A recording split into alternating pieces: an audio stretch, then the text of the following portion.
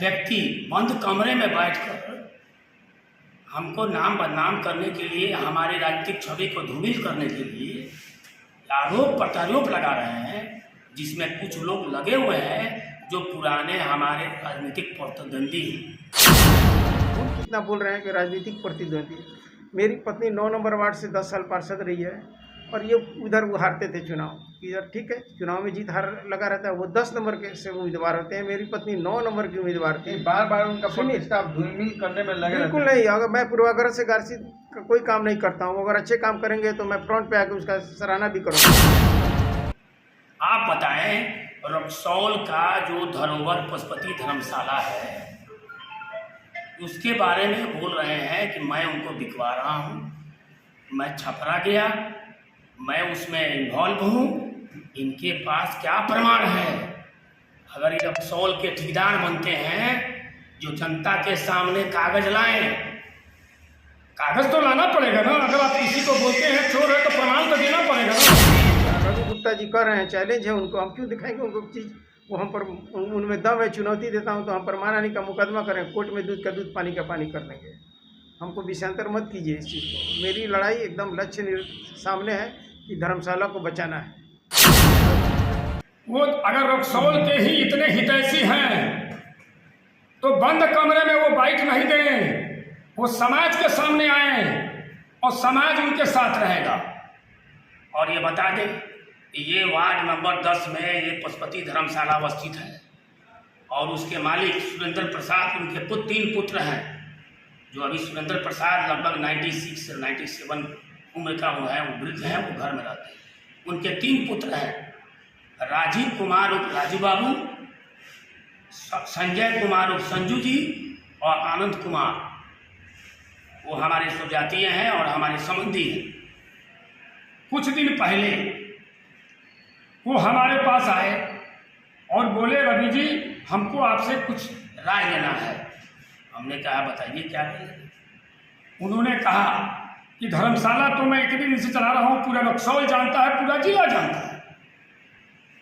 हमारे कुछ पटीदार जो छपरा में रहते हैं, उन्होंने किसी को एग्रीमेंट किया है जो कि गलत और कानूनी रूप से सही नहीं है।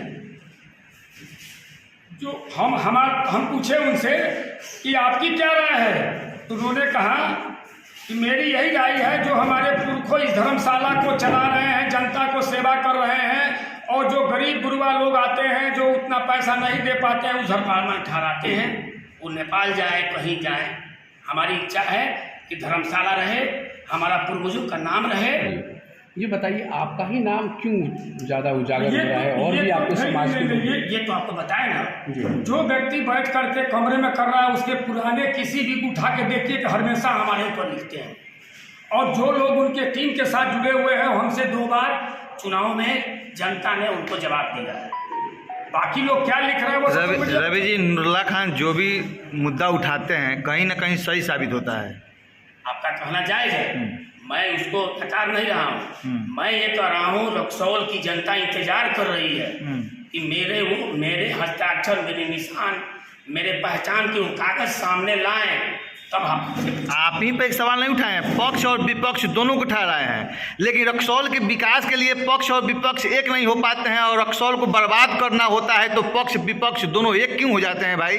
मैं दूसरी की बात नहीं कर रहा हूँ, मैं इस धर्मशाला के लिए बैठा हूँ, मैं उसकी बात नहीं, आपने एक बात और बोला, मेरे ऊपर लांछन बार बार लगाए जाते हैं। आपने बोला ना, तो सवाल तो लाजमी है, हम लोग पीछे भी जाएंगे आपके सवाल करने के लिए, क्योंकि आपने सवाल उठा दिया है। तो ये बताइए, आपके बहुत सारे फोटो भी वायरल हुए, जिसमें आप एक बार आप विधायक जी के साथ दिखाई दे रहे हैं, तो एक बार आप सभापति के साथ दिखाई देते हैं। मैं एक पार्षद हूँ और पार्षद हूँ और नगर परिषद कोई पार्टी लेवल से नहीं है, इसको क्लियर किया जाए।